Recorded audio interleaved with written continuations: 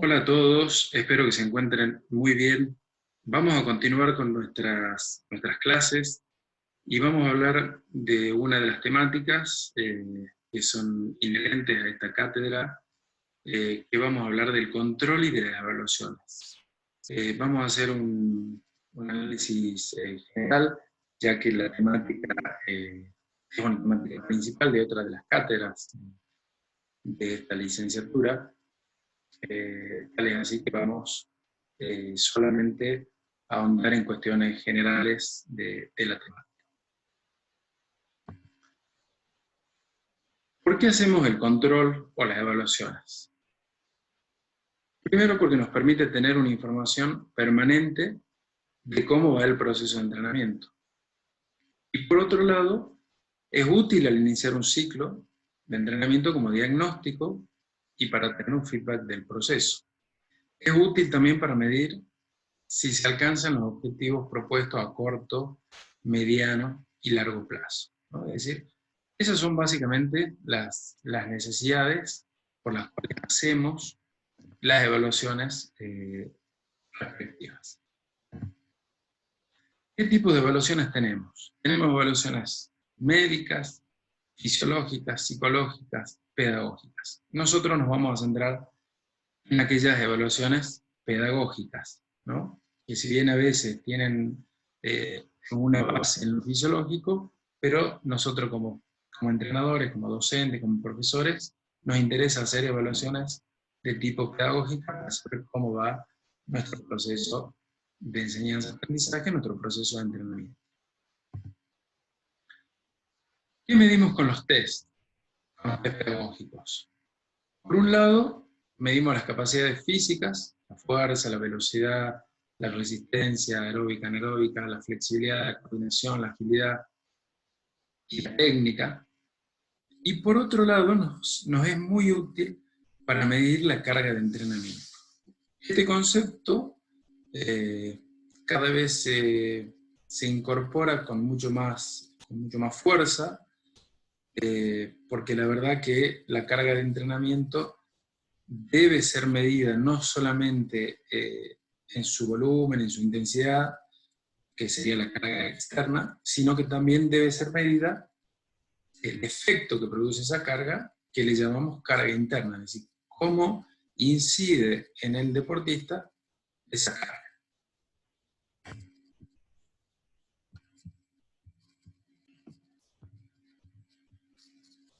Y por otro lado tenemos que preguntarnos cómo medimos, ¿no? Es decir, podemos hacer muchísimas evaluaciones y muchísimos modos de realizar estas evaluaciones.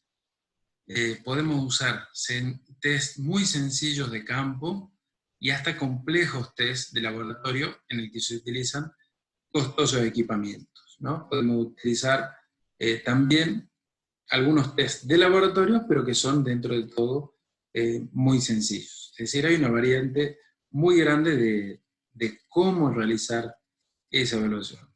¿Qué es lo importante del cómo? Es decir, que los test sean muy fiables, que tengan un protocolo adecuado y que ese protocolo nos permita volver a realizar la evaluación bajo las mismas condiciones, ¿no? Es decir, si yo hago una evaluación hoy y después esa evaluación no la utilizo con el mismo protocolo de entrada en calor, por ejemplo, lo más probable es que el resultado de la evaluación se vea afectado.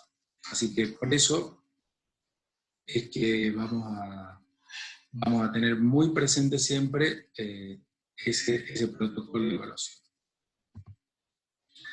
Vamos a ver ahora evaluaciones más utilizadas en las capacidades. Vamos a hablar de evaluaciones de las capacidades básicas, es decir, evaluaciones que se aplican a todos los deportes, porque después las evaluaciones específicas de cada deporte ya las analiza cada uno en función de su orientación, de sus necesidades y demás, ¿no? Así que vamos a ver ahora una batería de test que se utilizan frecuentemente y son muy útiles con todo esto que les dijimos previamente, hacer una evaluación diagnóstica o de proceso. Para evaluar la fuerza máxima, básicamente hay dos modos simples, ¿no? El primero y el más utilizado es hacer la evaluación de una RM o una repetición máxima, que solo la utilizamos con deportistas de alta calificación, que ya tienen mucho entrenamiento y están preparados para hacer este tipo de evaluación. Estas evaluaciones se utilizan con ejercicios poliarticulares, digamos, y se utilizan con ejercicios como sentadilla, como pre de banca, como peso muerto, como cargada, como arranque, envión. Son los test usuales que se utilizan en fuerza máxima. Es decir, no se hacen ejercicios, perdón, de camilla para cuádriceps, camilla para isquiotibial, etc. No se hacen evaluaciones para un solo músculo, ¿no? En el deporte de rendimiento al menos no se utiliza. Y otra forma de realizarlo, que es la adecuada para los deportistas en edad de desarrollo, es hacerlo con un cálculo indirecto de acuerdo a las cantidades de repeticiones, ¿no? Es decir, si hace con un determinado peso, hace 5 repeticiones, y el mes siguiente, con ese mismo peso, en vez de 5, hace 7 repeticiones, podemos incidir de forma secundaria de que mejoró su fuerza máxima. Así que bueno, esas serían las dos formas más importantes, o más usadas, mejor dicho, de medir la fuerza máxima. Para medir la fuerza explosiva y la fuerza reactiva hay otras baterías. Este ejercicio que les estoy presentando es un ejercicio muy utilizado para medir la fuerza explosiva, que también se utiliza para medir la capacidad de reclutamiento de unidades motoras y para medir el porcentaje de fibras rápidas, ¿no? Este ejercicio es el salto en largo sin carrera, que, como lo ven ahí en el gráfico, ya todos lo conocen, es ponerse detrás de una línea y tratar de saltar lo más lejos posible, ¿no? Hay muchas tablas en la bibliografía en la que pueden consultar los niveles de potencia muscular y de fuerza explosiva que se utiliza. Para medir la fuerza elástica, tenemos varias evaluaciones. Acá la que tenemos en el gráfico es el salto triple alterno, que también es de muy sencilla ejecución. Es saltar detrás de una línea y hacer la primera caída con la derecha, la segunda con la izquierda, y la tercera con las dos piernas juntas, o al revés, ¿no? Entonces, esto mide la capacidad elástica que tienen los músculos. También se puede medir la fuerza elástica con el pentasalto y el decasalto alterno, que ahí lo pueden ver en el gráfico. La idea es la misma que la del triple salto alterno, nada más que haciendo mayor contactos. El decasalto alterno tiene ya una mezcla de, vamos a decir, de un componente de resistencia a esos saltos específicos, a esos saltos explosivos, elásticos, ¿no? Así que esas son las variantes. Todos test muy fáciles de realizar y que por eso se los presentamos, porque no todos tenemos el acceso a un laboratorio, pero con esto podemos medir la fuerza elástica.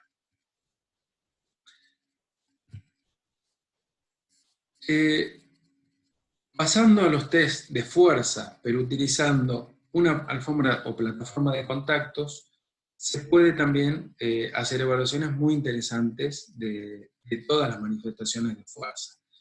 Las alfombras de contacto son dispositivos electrónicos de relativamente bajo costo. Al día de hoy cuestan entre 300 y 400 dólares.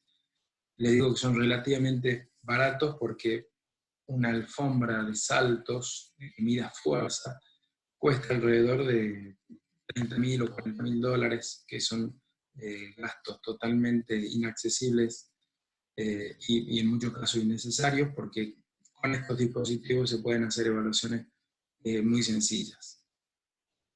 En muchos lugares hay disponibilidad de esta alfombra, muchas de las coordinaciones, deportes, no sé, la Secretaría de Deportes de la provincia de Salta tiene una, es decir, están a un acceso medianamente cercano. Estas alfombras se conectan a una computadora y lo que hacen es medir el tiempo de contacto y el tiempo de vuelo, es decir, el tiempo que uno está en el piso y el tiempo que uno está en el aire. Y utilizando distintos test se mide principalmente capacidades de fuerza de forma indirecta también, ¿no? En base a esos dos parámetros que son el tiempo en el piso y el tiempo en el suelo.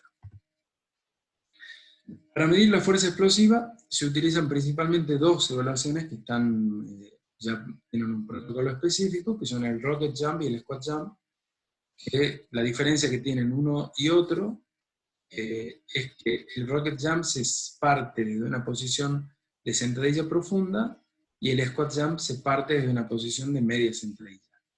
Y se hace con las manos en la cintura y hay que tratar de saltar lo más alto posible, obviamente, y quedarse el mayor tiempo posible en el aire.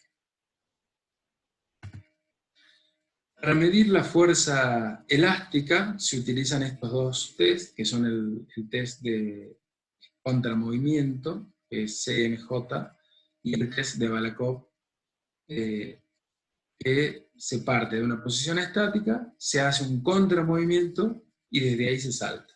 ¿Cuál es la diferencia entre ambos? Que el CMJ, las manos van en la cintura y en el Balakov los brazos van libres, ¿no? Entonces, los dos sirven para medir la fuerza elástica, el reclutamiento, la capacidad de reclutar las fibras musculares, el porcentaje de fibras rápidas, la coordinación intramuscular, pero lo que se le agrega a la Balakov es el acoplamiento de los brazos, es decir, acá ya medimos también la coordinación intermuscular. También con la misma alfombra se utiliza para medir la fuerza reactiva, es decir, se hace saltos desde 20, 40, 60, 80 y 100 centímetros con una o dos piernas, y lo que medimos es la capacidad reactiva de nuestro sistema locomotor. ¿Cuál es el objetivo? Tratar de quedarse el menor tiempo posible en el piso y tratar de saltar lo más alto posible. Entonces, con esas dos variables podemos evaluar si un deportista tiene más o menos fuerza reactiva y cómo fue evolucionando a lo largo del tiempo. Y sirve también para encontrar alturas de entrenamiento de pliometría. Es decir, al hacer 20, 40, 60, 80 y 1 metro, vemos en qué altura de caída es más eficiente y en esa altura entrenamos. Bueno, esto es utilizando la alfombra de contacto, que realmente es un dispositivo sumamente útil. Yo lo utilizo hace cerca de 20 años y realmente tengo tabulado evaluaciones de los deportistas a los que entreno y realmente va muy de la mano con la evolución del rendimiento. Así que es súper útil. Evaluaciones de velocidad de campo, en función de la distancia que elijamos, sirven para medir una u otra capacidad dentro de la velocidad. Es decir, podemos hacer evaluaciones de 30 metros, que miden la capacidad de aceleración, 60 metros miden la capacidad de aceleración prolongada, 150 metros miden la capacidad de resistencia a la velocidad, 300 metros miden potencia láctica, ¿no? Entonces, como ven, si bien son todas evaluaciones realizadas en pista de atletismo, pero miden distintas cualidades, distintas capacidades físicas. Esto se puede hacer con cronómetros manual, que son los que casi todos tenemos, y se puede hacer también con cronometraje electrónico. Otra evaluación de velocidad, pero en este caso velocidad máxima, son los 30 metros lanzados, que, como dice el título, tienes como objetivo medir la velocidad máxima. Se hace una carrera de aceleración de 20 metros y se miden los siguientes 30 metros. Es decir, la carrera total tiene una longitud de 50 metros, los primeros 20 son para acelerar y los 30 son los que van a velocidad lanzada y donde se activa y se corta el cronómetro. Pasando a la capacidad de resistencia, los test más utilizados de campo para medir la resistencia son el test de 1000 metros para medir la potencia aeróbica y el de 3000 metros para la capacidad aeróbica. Realmente los dos son de muy sencilla ejecución y tienen correlaciones muy altas con la potencia y la capacidad aeróbica respectivamente y con el consumo de oxígeno. Y hay mucha bibliografía y muchos estudios realizados en base a estos tests, entonces hay mucha posibilidad de hacer comparaciones y demás. Son realmente muy, muy útiles para medir, como les digo, capacidades generales de resistencia, de fuerza y de velocidad, que fue lo que vimos acá. Después hay evaluaciones específicas según modalidad deportiva. Por ejemplo, en este ejemplo de salto en largo que yo les pongo, porque bueno, este es mi deporte, es el atletismo, entonces es lo que conozco con mucha propiedad. Evaluaciones específicas que hacemos en el salto en largo sin carrera, salto en largo completo pero con 5 pasos de carrera, salto en largo completo pero solamente con 9 pasos de carrera. Hacemos una evaluación que se llama despegues continuos, que es tomar 3 pasos de carrera y hacer un salto, caer, salto, caer, salto, caer y caer en el cajón de arena. Y después lo mismo, pero saltar cada 3 pasos. Son evaluaciones específicas para el salto en largo. Entonces, para que vean, solamente a modo de ejemplo, que en cada modalidad, disciplina o deporte tenemos test específicos que utilizamos para medir cómo vamos con el proceso.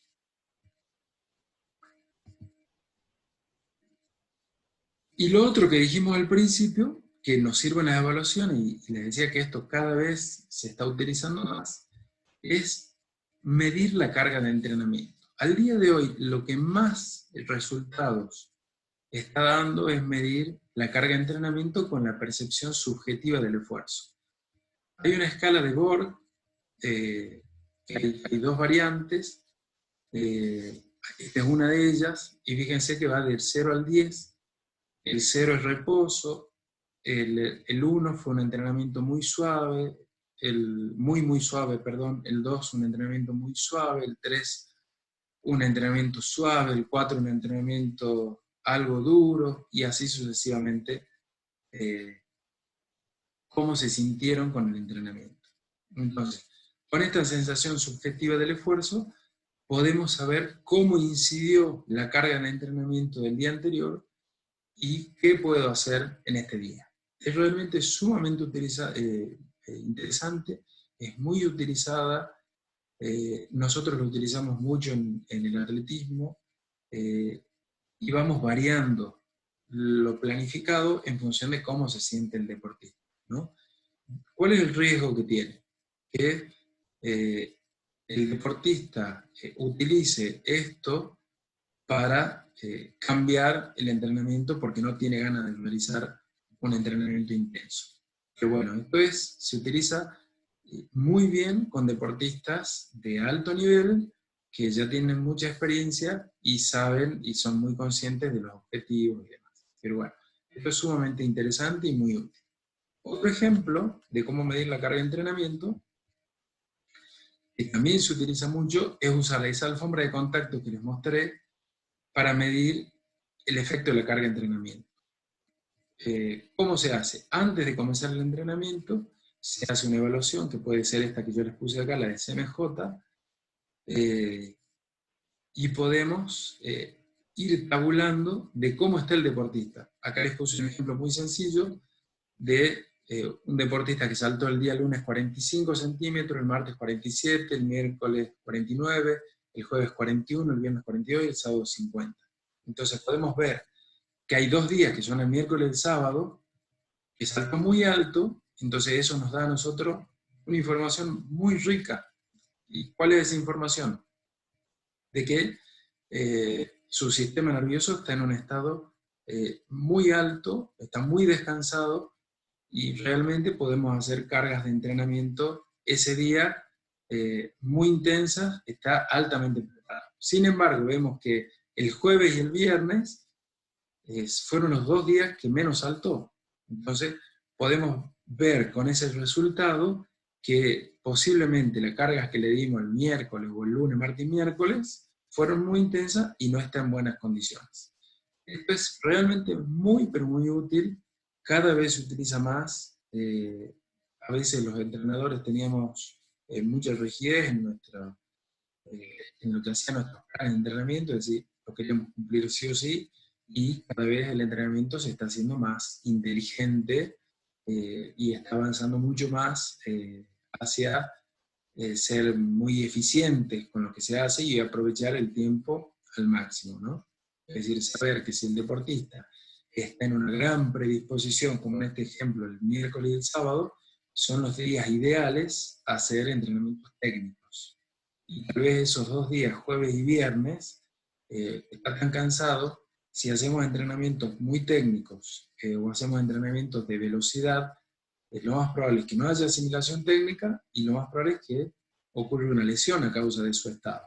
Entonces a lo mejor sean días para incorporar entrenamientos que tengan que ver con el fortalecimiento general, con el fortalecimiento de la zona medio del cuerpo, etcétera, que son aspectos muy importantes del entrenamiento y que no generan niveles de estrés tan grandes, ¿no? Así que bueno, espero que les haya gustado la charla, espero que les haya sido de utilidad. Y bueno, seguiremos hablando de las temáticas sobre la cátedra. Como siempre les digo, esto es un complemento de la lectura del material bibliográfico que tienen subida en la plataforma. Muchísimas gracias por su atención, nos estamos viendo. Hasta luego.